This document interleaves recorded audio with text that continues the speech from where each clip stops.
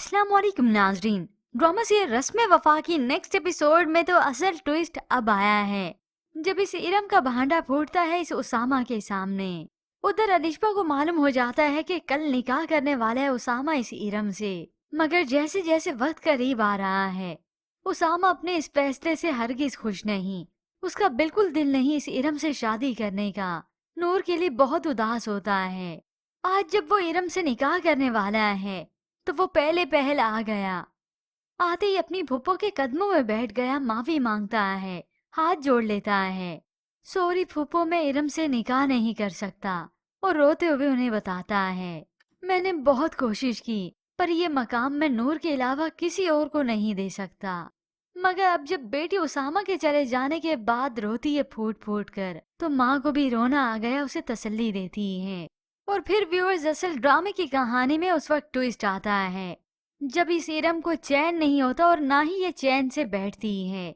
बस फिर ये चली गई अपना जहर उगलने इस नूर के पास। और हो सकता है इतने में अलिशबा ने इस उसामा को बता दिया हो कि इरम की हकीकत क्या है। खैर, इस इरम ने तो कह दिया, उसामा ने नूर की खातिर हमसे हमारा सब कुछ छीना है।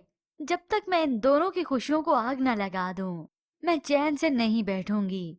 अब जब ये नूर को जाकर कहती है, बातें सुनाती है, तो हो सकता है व्यूअर्स यहाँ पर ऐन वक्त पर उसामा भी आया हो नूर को वापस ले जाने के लिए। मगर यहाँ पर आया तो हो सकता है वो इरम की सारी बातें उसी के मुंह से सुन ले कि उसामा मुझसे शादी नहीं कर रहे, आपकी वजह से फिर से इनकार कर दिया है, लेकिन मैं तुम दोनों को अलग तो करके रहूंगी। तो नूर उसे समझाती है कि इस सब में उसामा का कोई कसूर नहीं, वो बेकसूर है, बल्कि वो तो ऐसे जुर्म की सजा काट रहा है जो जुर्म उसने किया ही नहीं। तो इरम रोते हुए कहती है, हमसे हमारा सब कुछ छिन गया, हमारी खुशियां छिन गई, हमारे अब्बू चले गए। नूर ने तो बहुत समझाया और होप से यहाँ पर अब उसामा ने सारी बातें सुन ली। वो यहाँ से चुपके से जाने की करता है ताकि उससे मैं कुछ बोल ही ना दूं।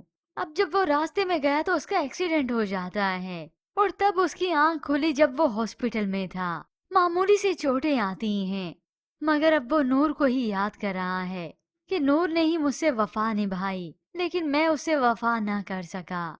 और उधर इरम जो कि अपना अंजाम अब देखेगी।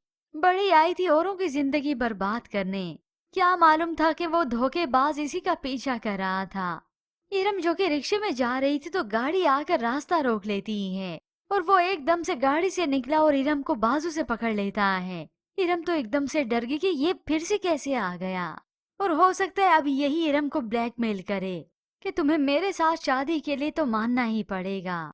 यूं इरम रात को घर तो पहुंच जाती है, लेकिन अब वो इसका पीछा नहीं छोड़ेगा।